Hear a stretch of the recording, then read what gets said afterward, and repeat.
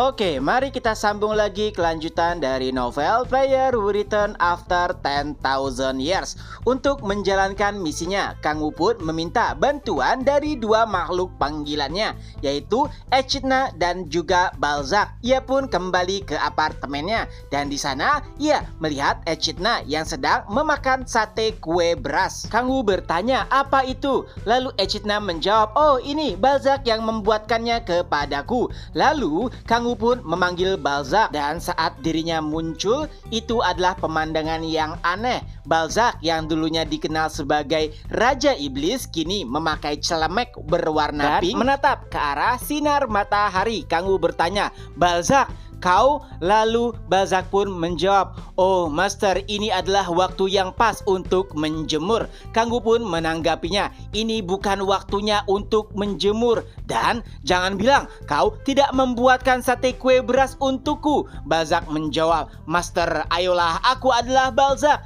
Lalu Balzac pun mengeluarkan sate kue beras dan memberikannya kepada Kang Wu. Lalu yang mengejutkan adalah rasanya sangat enak karena ternyata Balzac mempelajarinya dari Hansol. Lalu Balzac kembali bertanya, oh ya Master, kenapa kau memanggilku sebelumnya? Kang Wu pun menjawab, kita memiliki misi pertama. Keduanya pun nampak sangat antusias. Beberapa saat setelahnya, akhirnya mereka pun tiba di wilayah Daegu. Tempat tersebut nampak sangat hancur dan baru saja muncul 3 gate rank A-.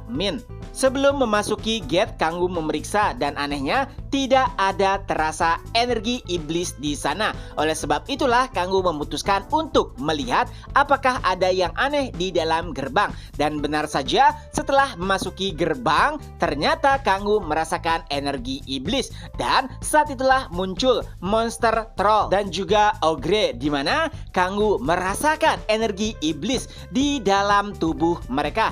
Itu sama seperti El Quarro yang dimasuki energi iblis menggunakan batu iblis. Tapi setelahnya muncul juga sosok kurus setinggi 2 meter. Melihat kehadiran Kang Wu dan anak buahnya, ia pun berkata, siapa kalian? Tapi nampaknya kalian bukan dari guild Warang. Ya tak masalah, karena aku selalu bisa mengurus para penyerbu yang masuk ke dalam gerbang ini. Saat itulah ia memanggil sesuatu, dan saat muncul itu membuat Kang Wu terkejut karena itu adalah monster iblis dari neraka ke-8 yang bahkan sangat sulit untuk dihadapi. Tapi itu juga kabar bagus karena Kang Wu pernah memangsa monster iblis dari neraka ketiga, tapi Kang Wu tidak mendapatkan banyak manfaat, yang artinya ini merupakan makanan yang sangat-sangat layak. Iblis neraka yang dipanggil bernama Chrysalis.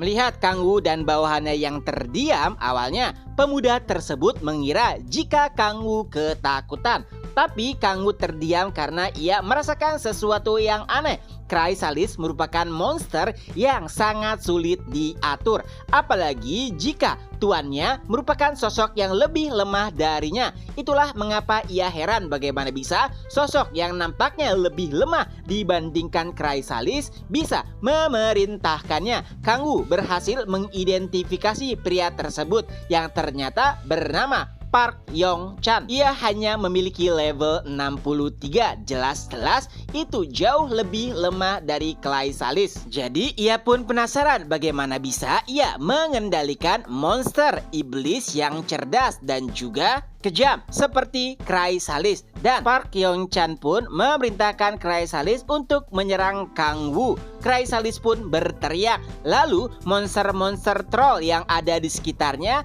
langsung tergerak dan menuju tempat di mana Kang Wu berada. Itu bukan hal yang mengejutkan karena memang biasanya para Chrysalis mengumpulkan monster-monster yang lebih lemah di bawahnya untuk dijadikan bawahan. Tapi tentu saja lawannya bukanlah sosok yang mudah. Kang Wu memerintahkan Echidna dan juga Balzac untuk membunuh setiap monster kecuali makhluk seperti kecoa. Yang dimaksud adalah Chrysalis. Pertama, Echidna menggunakan auman naga dan itu memporak-porandakan monster yang berusaha mendekatinya. Lalu Balzac dengan kekuatan lynchnya, ia pun membangkitkan monster yang telah dikalahkan oleh Echidna. dan monster tersebut pun berbalik menyerang monster lainnya yang berusaha mendekat. Kejadian tersebut tentu saja mengejutkan Park Yong-chan. Ia tidak mengira jika lawannya sangatlah kuat dan juga aneh. Karena khawatir, ia pun memerintahkan Chrysalis untuk menyerang party Kangwoo. Tentu saja Kangwoo bukanlah tandingan mereka. Walaupun Chrysalis bisa dikategorikan sebagai predator di neraka lingkaran ke-8, tapi Kangwoo merupakan sosok yang telah menjadi pemimpin di neraka lingkaran ke-9.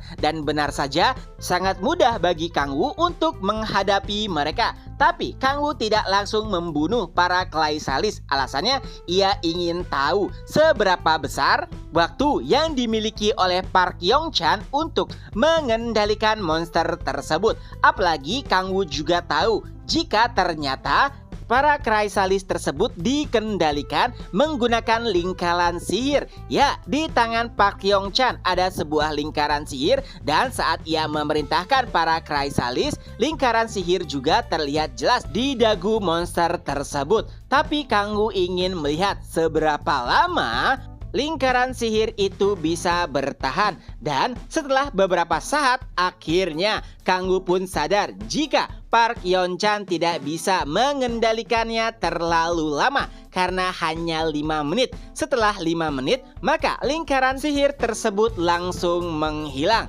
Dan yang terjadi setelahnya, setelah terlepas dari kontrol, para Chrysalis pun langsung berbalik dan berusaha untuk menyerang Park Yong-chan. Alasannya sederhana, dari awal para Chrysalis tahu jika Kangwoo bukanlah lawannya. Tapi karena dipaksa, mau tidak mau ia harus melawan Kangwoo. Dan saat segelnya terlepas, kini ia pun ingin balas dendam. Tentunya Park Yong-chan ingin membela diri, tapi itu adalah hal yang sia-sia. Melihat saat itu ia sedang ketakutan dan lawannya bukanlah sosok yang lemah. Kangwoo dari belakangnya pun berkata, "Apakah kau tahu bagaimana cara berburu para Chrysalis?" Tentunya Park Yong-chan tidak paham maksud dari perkataan Kangwoo. Dan saat monster iblis tersebut menyerang, Park Yong-chan pun mulai berteriak keras. Kangwoo pun kembali berkata, "Aku akan memberitahumu bahwa target utama Chrysalis adalah alat reproduksi lawan." Yang artinya alat kelamin Park Yong-chan telah dihancurkan oleh Chrysalis. Setelahnya Kangwoo pun menghajar Chrysalis tersebut. Lalu ia pun menatap ke arah Park Yong-chan yang masih bertahan hidup. Lalu ia pun berkata, "Baiklah, namamu Park Yong-chan bukan? Mari kita mulai sesi tanya jawabnya. Tunggu, haruskah aku memanggilmu Park Girl-chan?" Dan chapter pun berakhir. Nah, itulah kelanjutan dari novel Player Who Return After 10,000 Years. Ketemu lagi di next video. Bye-bye.